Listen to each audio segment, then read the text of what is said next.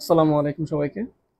আজকে আমরা আমাদের লিনিয়ার প্রোগ্রামিং সাবজেক্টের দ্বিতীয় অধ্যায় নিয়ে আলোচনা শুরু করব। চ্যাপ্টার নাম হচ্ছে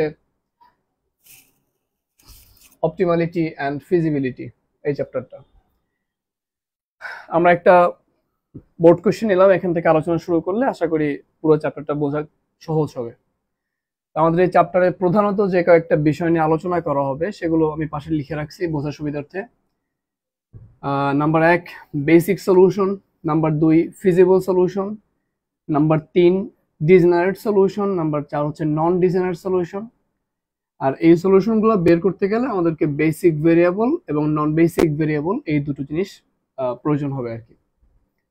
তো আমরা এই কয়েকটা নতুন শব্দের সাথে পরিচিত হইলাম। এবার আমরা একটু বুঝে নেই আগে যে বেসিক ভেরিয়েবল কারা, নন বেসিক ভেরিয়েবল কারা, তারপরে বেসিক সলিউশনের মানে কি, ফিজিবল সলিউশন মানে কি, এবং ডিজেনারেট নন ডিজেনারেটের মানে কি। এই একটা কোয়েশ্চেন, সেম কোয়েশ্চেন বইতে এটা ম্যাট্রিক্স আকারে সলভ করছে এবং এটা অনেক বড়, কিন্তু আমরা এখানে সলভ করবো ইনশাল্লাহ একটু সংক্ষিপ্ত পদ্ধতি সলভ করব, যাতে আমরা খুব ইজিলি ম্যাথটা করতে পারি এবং এটা কারেক্ট হবে। মানে ওই একই জিনিস কিন্তু আমরা একটু সংক্ষিপ্ত হতে করবো আর কি। তো আমরা আলোচনা শুরু করি। আমরা দেখতে পাচ্ছি এখানে কোয়েশ্চেনটা find all the basic feasible solution of the given বা following system of linear equations. তো সিস্টেম অফ লিনিয়ার ইকুয়েশনস মানে কি? লিনিয়ার ইকুয়েশন মানে হচ্ছে এমন ইকুয়েশন যে ইকুয়েশনের ভিতরে যতগুলো ভেরিয়েবল ব্যবহার করা হয়েছে প্রত্যেকটা ভেরিয়েবলের পাওয়ার হচ্ছে 1, 1 এর থেকে বেশিও না এবং 1 এর থেকে কমও না। যদি 1 এর থেকে বেশি হয় এবং কম হয় তাহলে সেগুলো বক্ররেখা হয়ে যায় বা কার্ভ হয়ে যায়, তাই না? স্ট্রেট লাইন হয় না। তো এখানে যে ভেরিয়েবলগুলো দেয়া আছে এদের প্রত্যেকটার পাওয়ার হচ্ছে 1 করে, তার মানে এটা হচ্ছে একটা লিনিয়ার ইকুয়েশন। উপরে এটা একটা লিনিয়ার ইকুয়েশন, এখানে আরেকটা লিনিয়ার ইকুয়েশন। তো দুইটা লিনিয়ার ইকুয়েশনকে যখন পাশাপাশি রাখছে তখন এটাকে বলা হয়, বাংলায় বলে সমীকরণ জোট, আর ইংলিশে বলে সিস্টেম অফ লিনিয়ার ইকুয়েশন। এখানে দুইটা জায়গায় 3টা থাকতে পারতো, 4টা থাকতে পারতো, মানে অনেকগুলো বা কয়েকটা একাধিক লিনিয়ার ইকুয়েশনকে যদি পাশাপাশি রাখি তাহলে তাকে বলা হয় সিস্টেম অফ লিনিয়ার ইকুয়েশন। এখন দেখো এই সিস্টেম অফ লিনিয়ার ইকুয়েশনটা আসলে কোত্থেকে আসছে। আমরা জানি যে একটা লিনিয়ার প্রোগ্রামিং প্রবলেমের ভিতরে মূলত 3টা পার্ট থাকে। একটা হচ্ছে অবজেক্টিভ ফাংশন, যেটাকে আমরা এরকম জেড ম্যাক্স আকারে লিখি বা জেড মিনিমাম আকারে লিখি, তাই না? তারপর এখানে একটা ফাংশন টাইপের দেওয়া থাকে। তারপর এখানে সাবজেক্ট টু লিখে তারপরে আমরা বিভিন্ন ইকুয়েশন লিখি, এগুলোকে আমরা কনস্ট্রেইন্ট বলি, ঠিক আছে? এন্ড লাস্টে গিয়ে আমরা আমাদের যে ভেরিয়েবল থাকে সেই ভেরিয়েবলের উপর একটা রেস্ট্রিকশন দিয়ে দেই যে ভেরিয়েবলের মানগুলো গ্রেটার অর ইকুয়াল 0 হবে। তাহলে এইটা হচ্ছে আমাদের এই যে কনস্ট্রেইন্ট যে পার্টটা, সেই পার্ট থেকে কয়েকটা ইকুয়েশনকে আমরা এখানে তুলে ফেলছি। আমরা এই কনস্ট্রেইন্টের ইকুয়েশনগুলো নিয়ে মূলত এখানে কাজটা করব আর কি, ঠিক আছে? তাহলে আমরা এই ইকুয়েশনগুলোকে সলভ করে যেই সমীকরণগুলো পাবো সেই সমীকরণগুলো অবশ্যই এই যে কনস্ট্রেইন্টগুলো আছে সেখান থেকে আসবে, কারণ কনস্ট্রেইন্টের এলিমেন্টগুলোকে তো আমরা এখানে লিখছি, বুঝতে পারছি? তার মানে এগুলোকে সলভ করে আমি যে মানগুলো পাবো সেই মানগুলো অবশ্যই এই ইকুয়েশনগুলোকে স্যাটিসফাই করবে, বা এই যে অবজেক্টিভ ফাংশন আমরা যে কনস্ট্রেইন্ট দেখতে পাচ্ছি তাকে স্যাটিসফাই করবে, ঠিক আছে? তো এই কথাগুলো প্রাসঙ্গিক, কিছুক্ষণ পরে এখানে কি বললাম এই কথাগুলো আবার কাজে লাগবে, যে এই দুইটা ইকুয়েশন কোত্থেকে আসছে। এগুলো মূলত এই আমার কনস্ট্রেইন্ট থেকে আসছে, ঠিক আছে? তো এখানে কনস্ট্যান্টকে স্যাটিসফাই করবে কিনা এটার উপরে অনেক কিছু ডিপেন্ড করে এই ফিজিবল সলিউশন এবং ডিজেনারেট সলিউশনের ডেফিনেশনের সময়। তো আমরা আলোচনাটা শুরু করি ফর্মালি। তো দেখতে পাচ্ছি এখানে দুইটা ইকুয়েশন দেয়া আছে, আর হচ্ছে প্রতিটা ইকুয়েশনে 4টা করে variable x1 x2 x3 and x4। তাহলে প্রথম কথা এখানে here n equal to 4, n মানে কি? n মানে হচ্ছে ভেরিয়েবল সংখ্যা। এটাকে আমরা এভাবে লিখতে পারি যে নাম্বার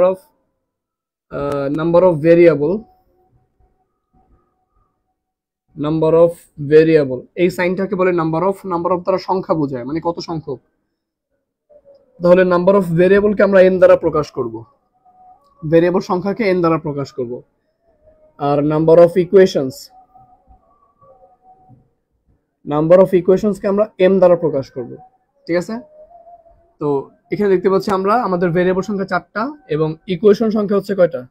2টা। এই দুটো জিনিস বের করে ফেলতে পারলে আমরা আমাদের এই যে বেসিক ভেরিয়েবল এবং নন বেসিক ভেরিয়েবলের ভিতরে নন বেসিক ভেরিয়েবলের সংখ্যা কয়টা হবে এটা খুঁজে বের করতে পারবো, মানে ভেরিয়েবল সংখ্যা এবং ইকুয়েশন সংখ্যা জানা থাকলে। তাহলে অতএব number of non basic variable equal two n minus m। আমরা ভেরিয়েবল সংখ্যা থেকে ইকুয়েশন সংখ্যাকে মাইনাস করব, যত রেজাল্ট পাবো ঠিক তত সংখ্যক নন বেসিক ভেরিয়েবল থাকবে। এটা হচ্ছে আমাদের এখানকার পয়েন্ট। তাহলে অতএব নাম্বার অফ, বা তোমরা পুরোটা লিখবে বাংলা, ইংলিশে লেখো বা বাংলায় লেখো, number of non basic variable. তাহলে নন বেসিক ভেরিয়েবলের সংখ্যা কত হবে? নন বেসিক ভেরিয়েবলের সংখ্যা হবে n মাইনাস m, মানে 4 মাইনাস 2 ইকুয়াল টু 2। তাহলে নন বেসিক ভেরিয়েবলের সংখ্যা আমরা পেয়ে গেলাম। এখন এই যে নন বেসিক ভেরিয়েবল সংখ্যা দুইটা, তার মানে এখানকার যে চারটা ভেরিয়েবল আছে x1 x2 x3 and x4, এই চারটা ভেরিয়েবল থেকে আমরা প্রতিবারে যে কোনো দুইটা ভেরিয়েবলকে নন বেসিক ভেরিয়েবল ধরে নিব।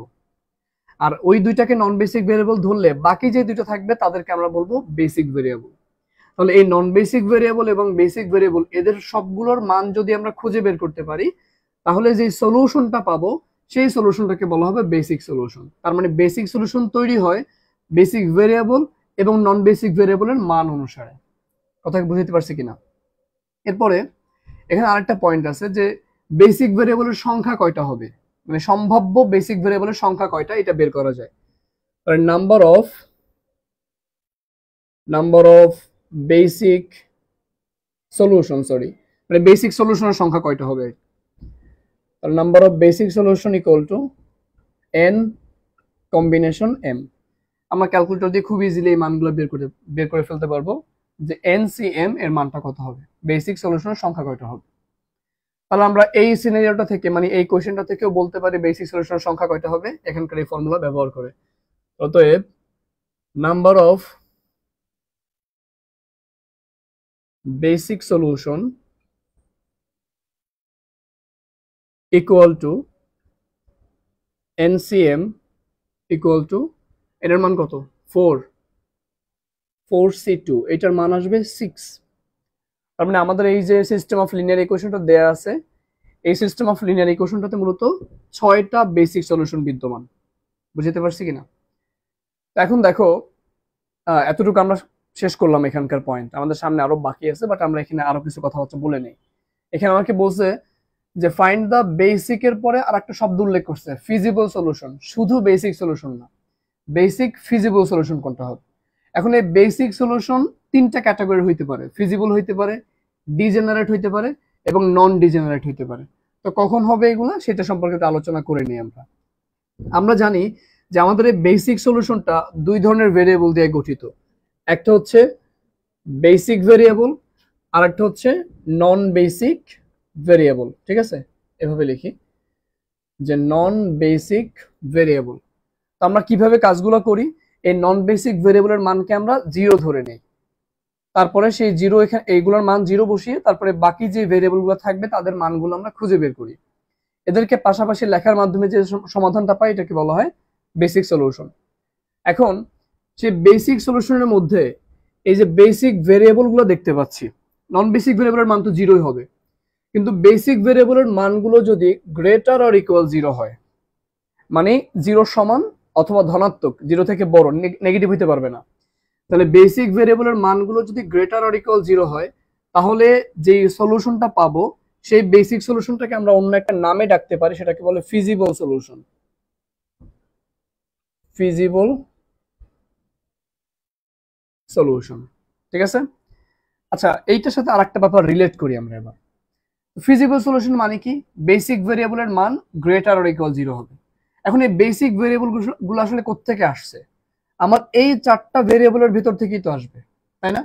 এই চারটা ভেরিয়েবলের ভিতরে যে কোনো দুইটাকে আমি নন বেসিক ধরে নিব। ধরো আমি x1 এবং x2 কে নন বেসিক ধরে নিছি, তাহলে x3 আর x4 হচ্ছে বেসিক ভেরিয়েবল। তো এদের মান গ্রেটার অর ইকুয়াল 0 হবে। এই দুটার মান তো অবশ্যই ইকুয়াল টু 0। এখন আমরা কি এই যে আমাদের এলপিপি নিয়ে যখন পড়ছি, লিনিয়ার প্রোগ্রামিং প্রবলেম নিয়ে যখন পড়ছি, তখন যে রেস্ট্রিকশন ছিল, সেই রেস্ট্রিকশনের ভিতরে কি ছিল? যে কনস্ট্রেন্টের একটা পার্ট ছিল আর পরে রেস্ট্রিকশনটা ছিল। রেস্ট্রিকশন মানে কি? ওই যে আমার যতগুলো ভেরিয়েবল এক্স আছে তাদেরকে আমি একটা বড় ম্যাট্রিক্স দিয়ে প্রকাশ করলাম, ক্যাপিটাল এক্স। এই এক্স এর ভিতরে এক্স এর সবগুলো ভেরিয়েবল চলে আসছে, এদের মানগুলো গ্রেটার অর ইকুয়াল 0 হবে। তার মানে রেস্ট্রিকশনের একটা শর্ত ফুলফিল করবে। আর কনস্ট্রেন্টকে, মানে কনস্ট্রেন্ট যেগুলো আছে তাদেরকে তো অবশ্যই সমাধান করবে বা স্যাটিসফাই করবে, কারণ আমি এই মানগুলা, বেসিক ভেরিয়েবলের মানগুলো তো এখানকার ইকুয়েশনগুলোকে সমাধান করে বের করব। তার মানে এই বেসিক ভেরিয়েবলের মানগুলা অবশ্যই কনস্ট্যান্টকেও সমাধান করবে বা স্যাটিসফাই করবে এবং রেস্ট্রিকশনকেও স্যাটিসফাই করবে। তাহলে আমরা নরমালি বেসিক ফিজিবল সলিউশন কোনটা হবে সেটা চেনার জন্য আমরা এই টেকনিকটা অবলম্বন করতে পারি যে বেসিক ভেরিয়েবলের মানগুলো গ্রেটার অর ইকুয়াল 0 হলে তাকে ফিজিবল সলিউশন বলা হবে। কিন্তু আমরা আরেকটা ফিজিবল সলিউশনের বেসিক একটা ডেফিনিশন জেনে নিব।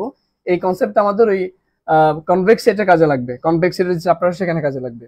যে ফিজিবল সলিউশন হচ্ছে তারা যারা একটা এলপিপির ভিতরে কনস্ট্রেন্ট যেটা আছে সেই কনস্ট্রেন্টকে সমাধান করবে বা স্যাটিসফাই করবে এবং রেস্ট্রিকশন যেটা আছে সেই রেস্ট্রিকশনকেও কি করবে, স্যাটিসফাই করবে। এটা আমরা এক্সট্রা জেনে রাখলাম, এটা যে কথা এটা একই কথা। তাহলে আমরা এখান থেকে বুঝবো যে বেসিক সলিউশনের ভিতরে যেই সমস্ত বেসিক সলিউশনের বেসিক ভেরিয়েবলের মানগুলা greater or equal 0, non basic variable তো অবশ্যই ইকুয়াল টু 0, কিন্তু বেসিক ভেরিয়েবলের মানগুলো যদি গ্রেটার অর ইকুয়াল টু 0 হয় তাহলে সেই সমস্ত সমাধানকে আমরা বলবো ফিজিবল সলিউশন। এখন এই ফিজিবল সলিউশনের আন্ডারে আবার দুইটা সলিউশন আছে, একটা হচ্ছে ডিজেনারেট যেটা আমরা এখানে লিখলাম ডিজেনারেট, আরেকটা হচ্ছে নন ডিজেনারেট। এই দুটোই হচ্ছে ফিজিবল সলিউশনের আন্ডারে। এখন যদি ডিজেনারেট কখন হবে, মানে এই ফিজিবল সলিউশনটা কখন ডিজেনারেট ফিজিবল সলিউশন হবে, এটা কখন হবে যদি at least one basic variable equal to 0 হয়। যদি অ্যাটলিস্ট একটা বেসিক ভেরিয়েবলের মানটা ইকুয়াল টু 0 হয় তাহলে সেই সমস্ত ফিজিবল সলিউশনকে আমরা বলতে পারবো ডিজেনারেট ফিজিবল সলিউশন। আর যদি none of the basic variable equal to 0, কোন বেসিক ভেরিয়েবল যদি ইকুয়াল টু 0 না হয়, মানে সবগুলা বেসিক ভেরিয়েবল যদি পজিটিভ হয়, ইকুয়াল টু 0 না হয়, তাহলে সেই সমস্ত, এটা হচ্ছে বেসিক ভেরিয়েবলের মানগুলো যদি গ্রেটার অর ইকুয়াল 0 হয়, আমরা এখানে 0টা লিখে দিই একটু, এটা 0 হয়। তাহলে যদি কোনো বেসিক ভেরিয়েবলের মান যদি ইকুয়াল টু 0 না হয়, মানে সবগুলো যদি ধনাত্মক হয়, নিচে কি দেখা যাচ্ছে না? আচ্ছা, যদি সবগুলো ধনাত্মক হয়, ওয়েট,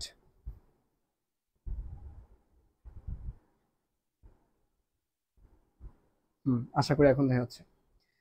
তাহলে দেখো, এই যে আমরা জানি যে বেসিক ভেরিয়েবলের মানগুলো যদি গ্রেটার অর ইকুয়াল টু 0 হয় তাহলে সেই সমস্ত সমাধানগুলোকে বলা হয় ফিজিবল সলিউশন। মানে এটার মান ইকুয়াল টু 0 হইতে পারবে, আবার পজিটিভ হইতে হবে। নন বেসিক ভেরিয়েবল তো আগে থেকে 0, এটা জানি আমরা। তাহলে এই শর্ত যদি ফুলফিল করে, মানে বেসিক ভেরিয়েবলটা যদি এই শর্ত ফুলফিল করে, তাহলে তাকে বলবো ফিজিবল সলিউশন। কিন্তু বেসিক ভেরিয়েবলের কোনো মান যদি ঋণাত্মক চলে আসে তাকে কিন্তু আমরা ফিজিবল সলিউশন বলতে পারবো না, ঠিক আছে? আচ্ছা, এখন দেখো এই ফিজিবল সলিউশন দুইটা ক্যাটাগরি হইতে পারে, একটা হচ্ছে ডিজেনারেট সলিউশন আর একটা নন ডিজেনারেট সলিউশন। এখন ডিজেনারেট কখন বলবো আমরা, অ্যাটলিস্ট একটা বেসিক ভেরিয়েবল যদি ইকুয়াল টু 0 হয়, মানে শর্ত তো গ্রেটার অর ইকুয়াল 0 হইতে হবে। এখন অনেক ক্ষেত্রে আছে কি সবগুলাই পজিটিভ হয়, গ্রেটার দেন 0 হয়, ইকুয়ালটা হয় না।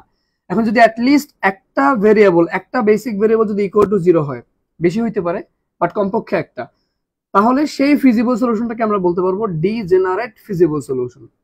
আর যদি কোনো নান of the basic variable equal to 0, মানে কোনো বেসিক ভেরিয়েবল মানে ইকুয়াল টু 0 হবে না, সবগুলো গ্রেটার দেন 0 হবে, তাহলে সেই সমস্ত ফিজিবল সলিউশনকে আমরা বলবো নন ডিজেনারেট ফিজিবল সলিউশন। তাহলে আমরা আশা করি যে বেসিক ভেরিয়েবলের মানে কি, ওই যে বললাম যে সমস্ত ভেরিয়েবলকে আমরা ইকুয়াল টু 0 ধরে নিব তারা হচ্ছে নন বেসিক ভেরিয়েবল, এরা বাদে বাকি যে ভেরিয়েবলগুলো থাকবে তাদেরকে বলা হয় বেসিক ভেরিয়েবল।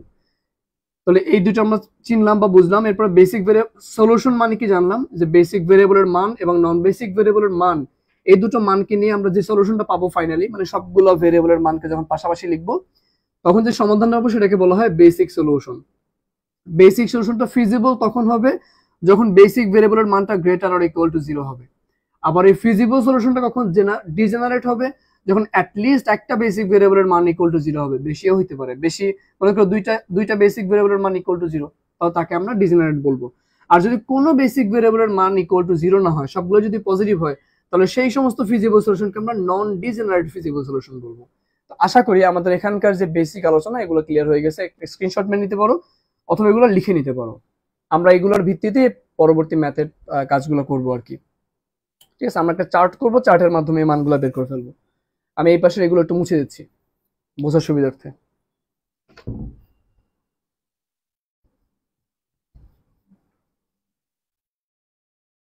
আচ্ছা, তো দেখো আমরা এখানে দেখতে পাচ্ছি যে আমাদের বেসিক সলিউশন সংখ্যা আসবে কয়টা, 6টা। আর নন বেসিক ভেরিয়েবল তো দুইটা আমরা জানি। তার মানে আমরা প্রথমবারে ধরো x1 এবং x2 কে নন বেসিক ভেরিয়েবল ধরে নিব, তারপরের বার আমরা x1 এবং x3 কে নন বেসিক ভেরিয়েবল ধরে নিব, তারপরের বার আমরা x1 এবং x4 কে নন বেসিক ধরে নিব, আর বাকিগুলো বেসিক ভেরিয়েবল। এরকম করে আমরা টোটাল 6টা বেসিক সলিউশন পাইতে পারি। এরপর আমরা খুঁজে বের করবো যে কোনটা আসলে ডিজেনারেট কোনটা নন ডিজেনারেট এই বিষয়গুলো সম্পর্কে। আশা করি এগুলো নিয়ে আমাদের কোনো প্রবলেম নাই। এখন আমরা এই বাকি পার্টটা ক্লিয়ারলি দেখবো ইনশাআল্লাহ। ওকে, তাহলে এবার দেখো একটা চার্টের মতো করে ফেলি আমরা এখানে।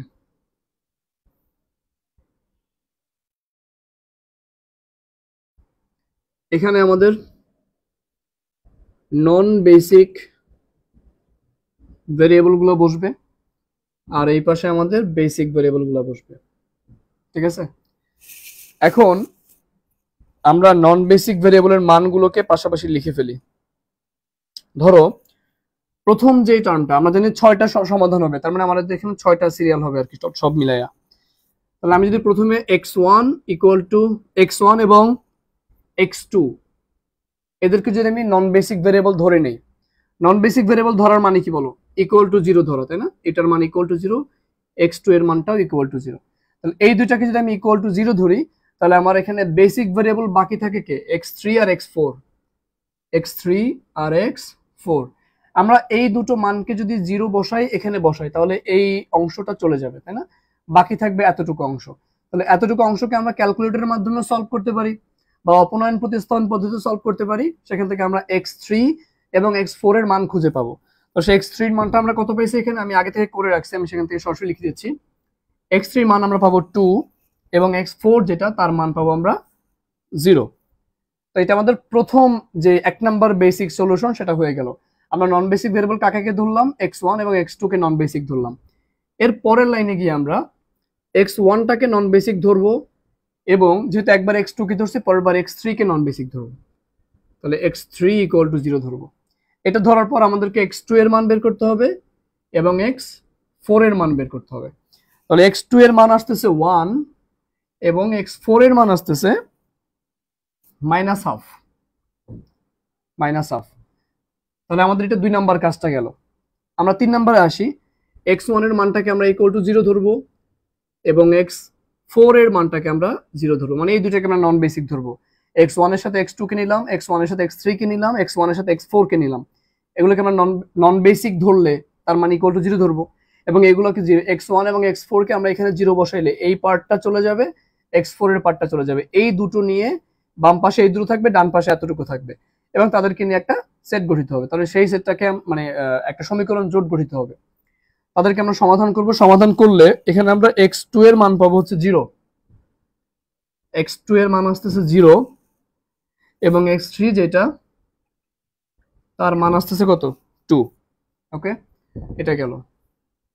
4 নম্বরে আমরা x1 এর সাথে x2 3 4 সবগুলো কম্বিনেশন নিয়ে আসা হয়ে গেছে x1 এর সাথে।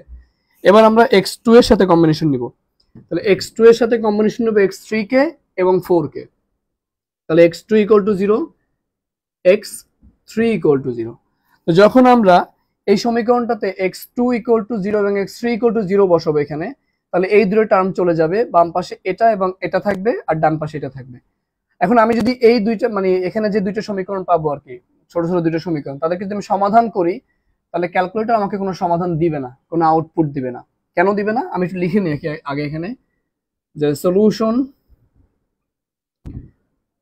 Doesn't exist. এখানে সলিউশন এক্সিস্ট করে না। কেন করে না? কারণ হচ্ছে আমরা ধরো এখানে যেহেতু x2 0 x3 0, তার মানে এই দুইটা টার্ম বাদ। এখন এখানে বাকি আছে 4x1 8x4, 4x1 8x4 equal to 6, এবং আরেকটা আছে 3x1, তারপর হচ্ছে -6x4 ইকুয়াল টু 8। এই দুইটা সমীকরণ মূলত সমান্তরাল সরলরেখা।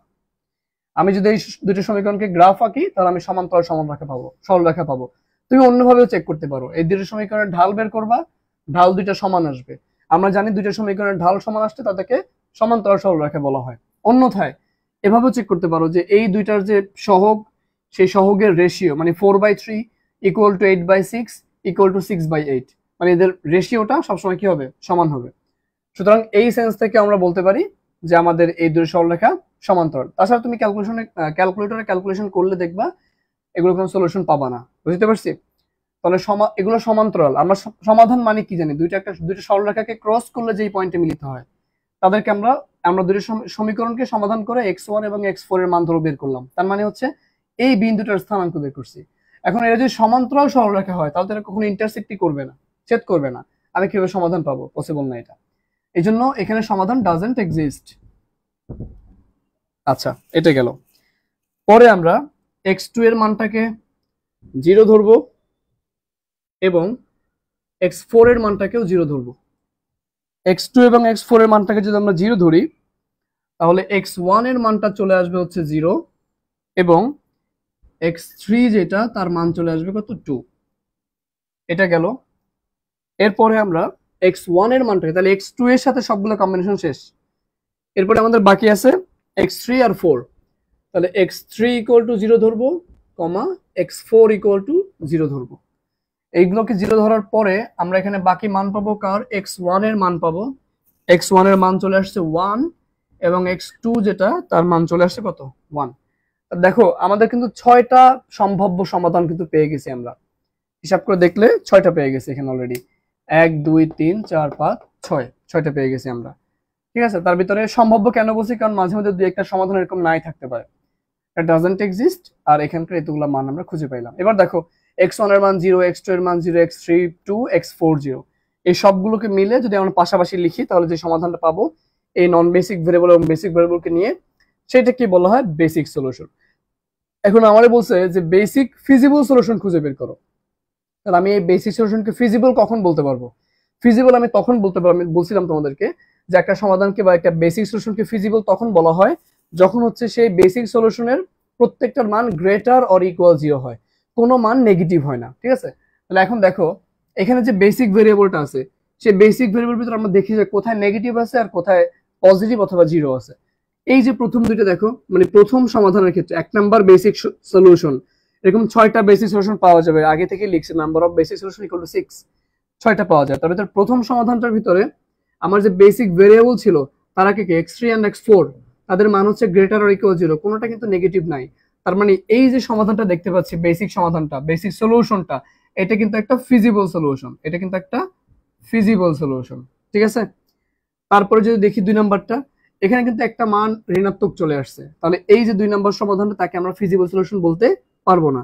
3 নাম্বারটার ক্ষেত্রে দেখি 0 এবং 2, গ্রেটার বেসিক ভেরিয়েবলের মান গ্রেটার অর ইকুয়াল 0 এই শর্ত মানছে, তার মানে এইটাও একটা ফিজিবল সলিউশন। তারপরে এটা তো ডাজন্ট এক্সিস্ট। পরেরটা দেখো গ্রেটার অর ইকুয়াল 0, তার মানে এটাও একটা ফিজিবল সলিউশন। এটা পুরো মাইনাস সাইন না, আমি অ্যারো দিলাম আর কি। ঠিক আছে, এটা একটা ফিজিবল সলিউশন। এরপরে দেখো এখানে দুইটাই পজিটিভ, তার মানে এটাও একটা ফিজিবল সলিউশন। বুঝতে পারছি? তাহলে আমাকে বলছে find all the basic feasible solution. আমি তো জানি সবাই বেসিক সলিউশন, তার ভিতরে ফিজিবল কয়টা, 4টা। এই প্রথমটা, তারপর হচ্ছে এখানকার 3 নাম্বারটা, এখানকার 5 নাম্বারটা এবং 6 নাম্বারটা, এই 4টা হচ্ছে আমার বেসিক এবং ফিজিবল সলিউশন। আচ্ছা, যদি ফিজিবলের পাশাপাশি আরো একটা বলতো যে নন ডিজেনারেট বা ডিজেনারেট বেসিক ফিজিবল সলিউশন এরকম যদি বলতো, তাহলে আমরা কি করতাম? দেখো আমরা বলছিলাম ডিজেনারেট তখন হবে যদি অ্যাটলিস্ট একটা বেসিক ভেরিয়েবলের মান ইকুয়াল টু 0 হয়। তাহলে এখানে একটা বেসিক ভেরিয়েবলের মান ইকুয়াল টু 0, তার মানে এই যে ফিজিবল সলিউশনটা দেখতে পাচ্ছ সেটা কিন্তু ডিজেনারেট। তাহলে ডিজেনারেট বেসিক ফিজিবল সলিউশন। ঠিক আছে, সংক্ষেপে লেখা যায় এরকম করে, ডিজেনারেট বেসিক ফিজিবল সলিউশন। আবার এটা দেখো, এটা তো ফিজিবলই না, তাহলে ডিজেনারেট নন ডিজেনারেট হওয়ার প্রশ্নই আসে না। পরেরটা যদি দেখি আমরা, এটা 3 নাম্বারটা, এখানেও কিন্তু একটা বেসিক ভেরিয়েবলের মান 0, আর আমরা জানি অ্যাটলিস্ট একটা বেসিক ভেরিয়েবলের মান 0 হলে তাকে বলা হয় কি, ডিজেনারেট বেসিক ফিজিবল সলিউশন। তাহলে এটাও কিন্তু আমার ডিজেনারেট, শুধু ফিজিবল না। আমি পাশে লিখে দিই এবার টেনে, এই যে এত নাম্বার সমাধানটা আর কি, এটা হচ্ছে আমার ডিজেনারেট বেসিক ফিজিবল সলিউশন। এটা তো ডাজন্ট এক্সিস্ট। পরেরটা দেখো, এখানেও কিন্তু অ্যাটলিস্ট একটা বেসিক ভেরিয়েবলের মান 0 আছে, তার মানে এটা হচ্ছে ডিজেনারেট বেসিক ফিজিবল সলিউশন। আর পরেরটা দেখো, এটার ক্ষেত্রে কিন্তু আমাদের দুইটা যে বেসিক ভেরিয়েবল আছে দুইটাই কিন্তু পজিটিভ, অ্যাটলিস্ট একটা জিরো নাই, মানে কমপক্ষে একটা জিরো নাই, কোনোটাই জিরো নাই, সবগুলো পজিটিভ। তাহলে এই যে ফিজিবল সলিউশনটা তাকে আমরা বলবো নন ডিজেনারেট বেসিক ফিজিবল সলিউশন। তাহলে আমরা আশা করি যে আমাদের এই ম্যাথের ভিতরে যতগুলো কনসেপ্ট আছে বা এই চ্যাপ্টারের ভিতরে সবগুলো কনসেপ্ট আমাদের কাছে ক্লিয়ার হয়েছে। তোমার যদি প্রয়োজন হয় আমি ইনশাল্লাহ ম্যাট্রিক্সের পদ্ধতিতে যে সমাধানটা করে ওটাও করে দিব, বাট আমরা এটা কিন্তু খুব বেশি ইজি আছে বা খুব অল্প সময়ের ভিতরে করা যাবে, যদিও অনেকগুলো কনসেপ্ট আছে বোঝার মতো, বাট পারা যাবে আশা করি ইনশাল্লাহ। তাহলে আমরা বলতে পারি আমাদের যেহেতু জানতে চাইছে বেসিক ফিজিবল সলিউশন কোনটা কোনটা বের করো, তাহলে আমরা একটু ফর্মালি লিখে দেই। So required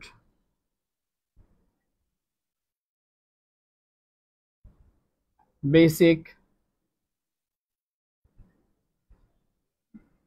feasible